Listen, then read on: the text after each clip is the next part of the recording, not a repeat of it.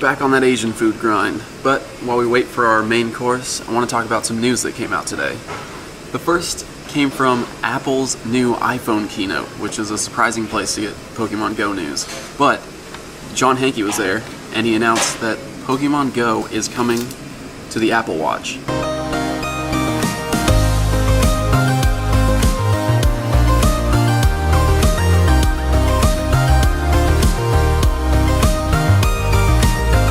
Obviously, it's not a full version of the app, but it does have some pretty cool features. The first is it works like a fitness tracker. It'll track the amount of distance that you've walked, the time you've been walking, the number of calories you've burned. It'll also notify you when you're in range of a Pokestop, and you can actually spin the Pokestop on the watch, so you don't have to pull your phone out to get the items. It notifies you of nearby Pokemon as well, but you can't catch them on the watch. You'll actually have to pull your phone out and go through the regular encounter to do that. The watch app does have a nearby Pokemon list, but it'll actually vibrate and give you a notification when a Pokemon is in range, when it spawns. So you know, whenever you get that notification on your watch, it's time to pull out the phone. There's actually going to be a Pokemon there for you to catch. The most interesting feature, in my opinion, is that it tracks your distance on eggs. It shows you on this screen the distance needed to hatch the eggs, the distance that you've already traveled, and in another screenshot we can see a Pikachu actually hatches from an egg on the watch. So the obvious question that comes up is, will the watch app work without a phone connected? And the answer is probably no. I have a friend at Apple, what's up Cody, who let me know that the new watch does have its own GPS built in, so it can track distance that way, but it won't be able to access the internet without being connected to a phone. So you won't be able to find wild Pokemon, you won't be able to spin Pokestops unless the phone is connected to the watch. Be careful. Thank you. With the watch having its own GPS, theoretically it could track distance while your phone is locked, which would be a pretty big deal, in my opinion. Currently, the only way we can hatch eggs is with the phone unlocked, with the screen on, and that's a huge drain on battery life if all you want to do is get that distance on your eggs. If this watch app could use the Apple Watch GPS to track your distance instead of the phones, theoretically you could save a ton of battery life by walking with the watch on. Now, I don't think anyone's going to buy an Apple Watch just to play Pokemon Go, but if you already have one, it's an exciting new feature coming. No word yet on whether an Android Wear version is planned, but if it does happen, I'll definitely be getting a new watch.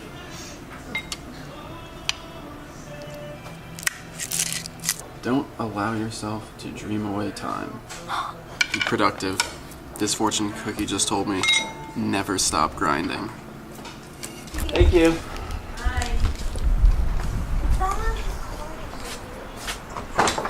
Vegan power. Not actually vegan or vegetarian. I just don't eat a lot of meat.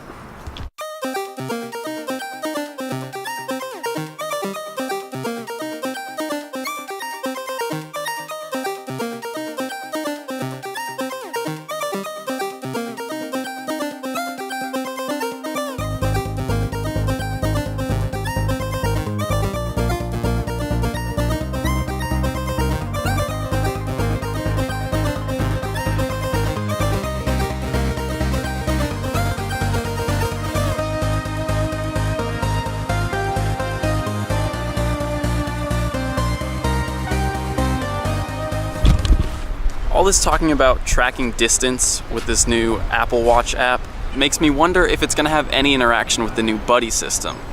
And speaking of the Buddy system, we got some new information about it today. We're going to head out to the end of the pier while we talk about this because there's a Starmie on the sightings list, and I have a feeling it's out there. That's where I found the Aerodactyl. The official Pokemon website posted a new update today about the Buddy system, and it hints that the Buddy system might earn you more than just candies while you're walking with your Pokemon. The exact quote is, "With the Buddy Pokemon feature, you can choose a favorite Pokemon from your collection to travel at your side, opening up in-game rewards and experiences. Your Buddy Pokemon will appear alongside your trainer avatar on your profile screen and reward you with helpful bonuses, including candies, as you walk with it. And there's even more in store for the Buddy Pokémon feature coming soon." So we know from that you'll be able to earn more than just candies for walking with your Pokemon. Now, what those extra rewards are, I don't know. I would assume you could probably get some items from it, maybe Stardust, maybe Experience. And the fact that they say there's even more in store for the Buddy Pokemon feature makes me think that they might be adding something other than just picking up items or earning rewards. In an earlier video, I talked about the possibility of incorporating an EV system, a system to train Pokemon's individual stats by walking with them. I don't think that's very likely at this point, but they don't give you a time frame on these new features coming, so it's possible that there could be some kind of training involved with the Buddy system eventually. Cassie found the Starmie. It's not even on my sightings list. She said her GPS glitched and she walked way over down that way and she encountered it, so I guess I was wrong. It's not at the end of the pier. I'm gonna head back down that way. I might be too late for the Starmie. It's gone from sightings, but Pokemon actually disappear from the sightings list 1 minute and 30 seconds before they actually despawn. So there's a chance I could still find it if it's not too late. So when a Pokemon disappears from the sightings, don't give up right away. You might be able to find it for another minute and 30 seconds. Well, the Starmie is pretty much gone, but there's a Beedrill. Oh my god. Did you find it? I'm gonna put on my lucky egg. Oh yeah, you don't have one yet. That's a really red circle. Oh, I have great balls. Got it. Poison Jab, X Scissor. Let's appraise. Room for improvement. It's garbage. Not that Beedrill is good at all to begin with. Very low CP. Also, I didn't pay for parking, so I should probably do this now. Wow. There's, that's an Electabuzz. The spawns here are crazy. Starmie, Beedrill, Yeah, I know. Electabuzz. I like coming here. This one's only 322. It's kind of like almost like Santa Monica, but less people. Right? It's like low-key Santa Monica over here. Dratini! It just spawned? Yeah. I'm gonna catch this so I can catch that. This is crazy. While I'm working on it, we did learn some more details about the Buddy system. Got it. Thundershock, Thunder, that's the moveset, and that is a Dratini. Really strong. You're right. Really? Yeah. While I'm catching this, we did learn some new details about the Buddy system. It was data mined the distances for each Pokemon that you'll have to walk to earn a reward. They're playing Pokemon Go. It still amazes me how many people are playing this game. And not only that, but how many like different kinds of people. But anyway, we know the distances for each Pokemon now. And it is based on the distance of egg that they hatch from, but it's not the actual distance of the egg. 2 kilometer egg Pokemon will require 1 kilometer of walking to earn a reward. 5 kilometer eggs require 2 kilometers of walking, and 10 kilometer eggs require 3 kilometers of walking. The exceptions are the starter Pokemon, which require 2 kilometers of walking, which we saw from the screenshots. The Charmander had a 2 kilometer bar below him. Dang it, Dratini.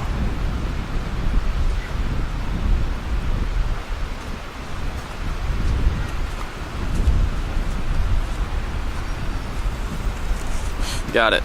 I'm slowly but surely making my way there. So, Dratini, for example, hatches from 10 kilometer eggs. You'll need to walk 3 kilometers with Dratini to earn 1, I was gonna say candy, but 1 reward. We don't know if it's gonna be candy every time, or if you're gonna get candy every time with a chance of getting something else. So again, there are multiple rewards possible for the Buddy system, and we don't know how exactly it's gonna work out. I was expecting the Buddy system update today. Obviously that didn't happen. Niantic typically releases things beginning on a Tuesday with a slow rollout to a full release on Wednesday. Now it's Wednesday today, Thursday when you're watching this, and we still don't have the Buddy system. It might come out next week, it could come out the week after that. The truth is, we don't know. I thought because they had announced it last weekend that it would be coming out sooner. We did get the Apple Watch announcement today, so maybe they didn't want to compete with that, I don't know. What it comes down to is we don't know when it's coming. Hopefully soon.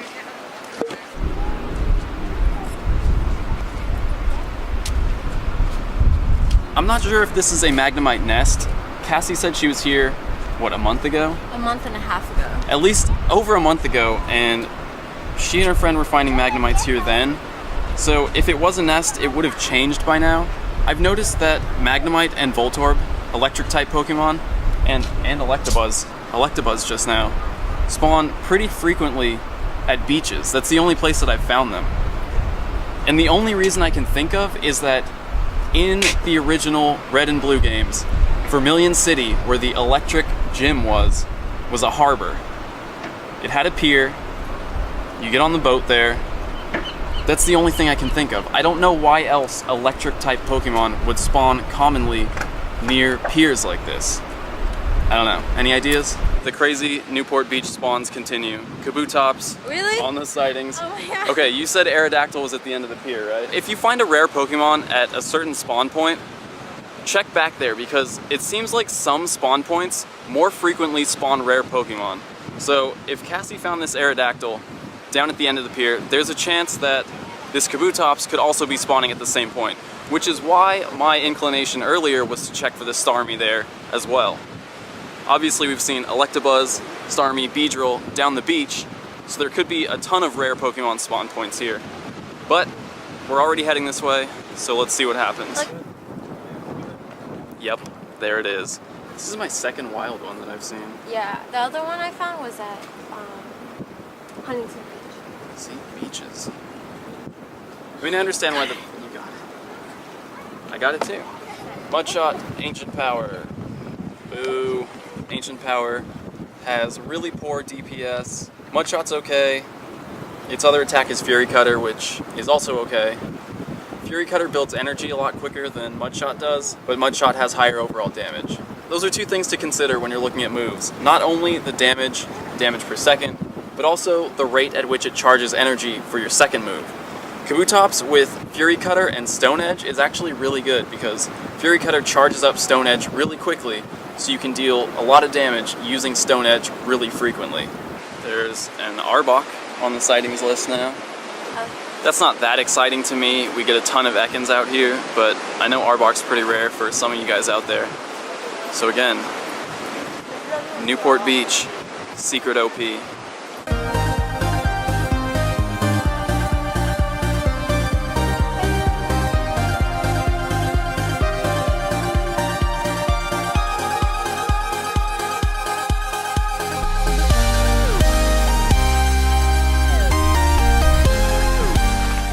On this boat.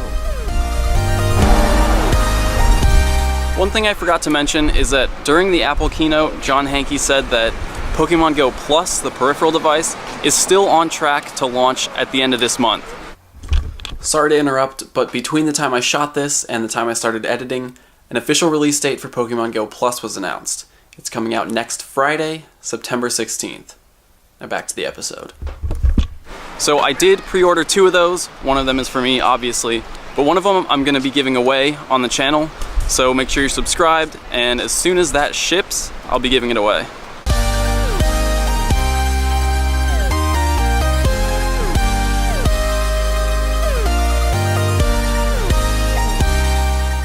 We're about to leave, but oh, here's coughing too. Yeah, see, I told you. Coughing and Magnemite.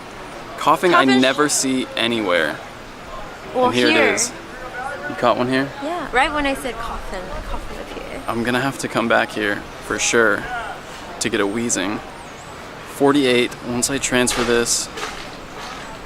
49 Magnemite candies. I need one more. Let's go. Alright, we gotta put more time on the car. Okay. We're gonna find one more Magnemite and catch this coughing.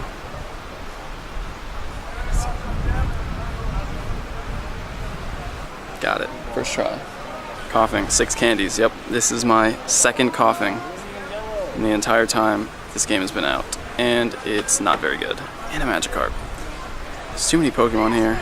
Seal nearby. Alright, we're going to find one more Magnemite so I can evolve a Magneton on this weekend's Sunday Q&A. Found it. The last Magnemite that I almost slipped right here. The last Magnemite I need to evolve.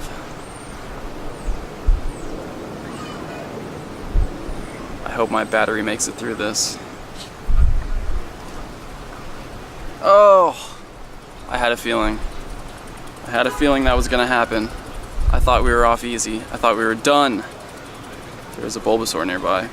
No more Magnemites though. I just got the Bulbasaur, and now a Squirtle has appeared on the sightings list. So the diversity here in Newport Beach is crazy. All kinds of Pokemon. Rare, starters, lots of Magnemites. There's one left. I gotta find it. Predictions? 2K. 2K. Guess what it is. Ekans? Oh. We found it. We walked all over this place. To the end of the pier, up that way, down to the beach again. We finally found it. Hopefully this one doesn't run for me. You know what? I don't want to risk it.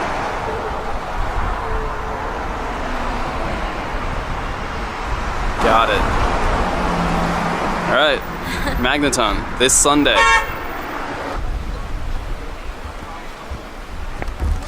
Ready to go home? Yeah. Let's go. I think my parking expired.